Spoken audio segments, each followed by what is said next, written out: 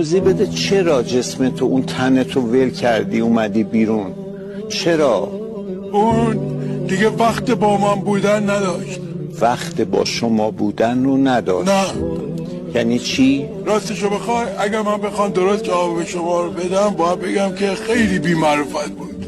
چرا؟ یه روز من خیلی با هم بحث بود، شما میخواستم ماهو تماشا کنم، اون گفت من صبح زود با پاشم وای نزد ماهو تماشا کنم، من کشون رفتیم خوابیدیم. رفتیم خوابیدیم. آره. بعد من خیلی ناراحت شدم، صبح قهر کرد، گفتم آقا من نمیرم با هر کی بخواد خود تنهایی برو. رفته این خودش تنهایی، من خوابیدم.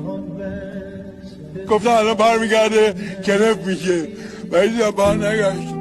شب برگشت اصلا هم نفهمیده بود که روحشون نبرده. آخه من از اون روز دیگه سوارش نشدم، گفتم بذار خودش تنهایی بره.